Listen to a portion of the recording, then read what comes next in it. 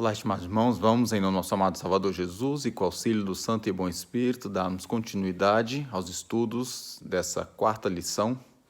O título dela é Amor Fraternal e vamos estudar o segundo tópico, que é Trabalhando em Equipe na Provação. Portanto, a pergunta é: quem mais fugiu para juntar-se a Davi na caverna? E como isso foi uma experiência educativa para o ungido fugitivo. 1 Samuel 22, verso 2. E ajuntou-se a ele todo homem que se achava em aperto, e a todo homem endividado, e todo homem de espírito desgostoso, e ele se fez chefe deles, e eram com ele uns 400 homens.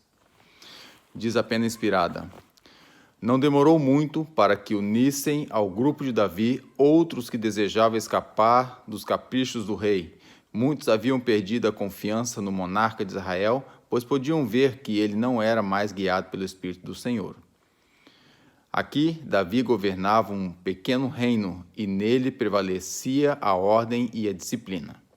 Deus estava dando a Davi um curso de disciplina para torná-lo um sábio general e um rei justo e misericordioso. Patriarcas e Profetas 658. A incerteza e a agitação da vida no deserto, o constante perigo, a necessidade frequente de fuga, o caráter dos homens que se juntaram a Davi, tudo tornava mais essencial uma autodisciplina severa. Essas experiências despertaram e desenvolveram a habilidade de lidar com os homens, a simpatia pelos oprimidos e o ódio à injustiça. Então vemos aqui na pergunta A que após Davi fugir, todo aquele que estava mal, todo aquele que se sentia endividado, todo aquele que via que Saul já não estava fazendo coisa com coisa e não estava dirigido pelo Espírito do Senhor, realmente se juntou a Davi. Nessa altura tinha 400 homens acompanhando Davi nessa fuga. A pergunta B diz: descreva a difícil situação que muitos fiéis seguidores de Cristo terão enfrentado na época da vinda do Senhor e a esperança que resplandece em meio a ela. Então vamos ver aqui o profeta Sofonias, capítulo 3, versículo 12, diz: mas deixarei no meio de ti um povo humilde e pobre, e eles confiarão no nome do Senhor.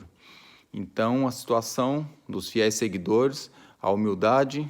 Esse humilde vem dizendo, humildade não, ser humilde, né? Humilde, às vezes é pouco recurso, e a pobreza pode fazer parte desse povo, e essa poderia ser a situação.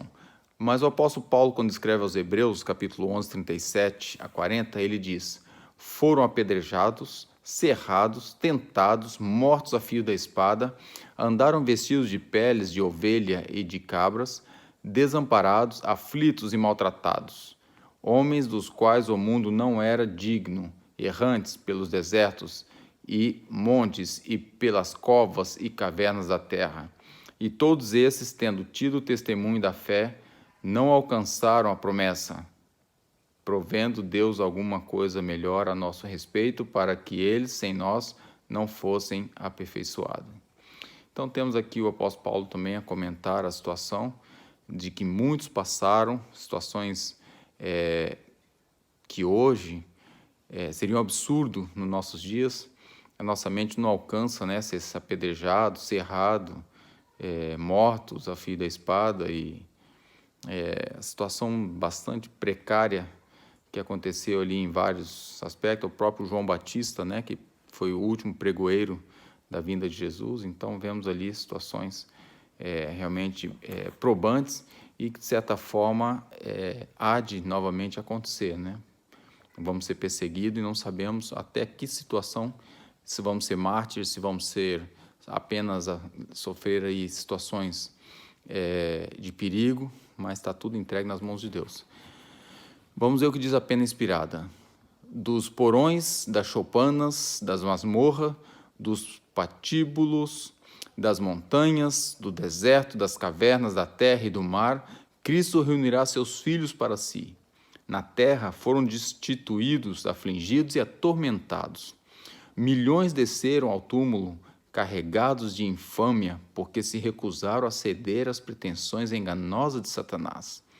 Os filhos de Deus foram julgados pelos tribunais humanos como os mais vis criminosos, mas está próximo o dia em que Deus mesmo é o juiz. Então as decisões da terra serão revertidas e tirará o pobre a seu povo, como diz o profeta Isaías. Sejam quais forem as cruzes que tenham sido chamadas a carregar, ou as pedras e perseguições que tenham sofrido, até mesmo a perda da vida física, os filhos de Deus são amplamente recompensados. Inclusive Apocalipse 22, 4, que é citado. Isso está em Parábolas de Jesus 179 e 180. Então, só chamando a atenção aqui, quando se falava de patíbulo e o cadafalso, ou plataforma de execução ou enforcamento, ou pela decapitação, que é aqui os termos usados. Então, irmãos, nós não devemos estar esperando dias melhores. Muita gente, às vezes eu vejo falar, ei, essa pandemia tem que passar logo, tem que acabar logo essa aflição, mas eu vejo o contrário. Se as coisas piorarem, devemos ficar alegres. Como cristão, vivendo as profecias, quanto mais complicar a nossa vida, mais próximo Deus está de mandar o seu Filho vir buscar-nos. Então Ele sabe a hora, Ele sabe o momento, e devemos nos preparar, e que essa perseguição Davi sofreu, mas a perseguição que nós sofremos hoje é uma perseguição com uma esperança muito grande, que é a esperança da volta do nosso amado Salvador Jesus. Então vamos nos preparar, vamos santificar a nossa vida, santificar a família e nos preparar para quando Jesus voltar, estarmos de pé naquele dia.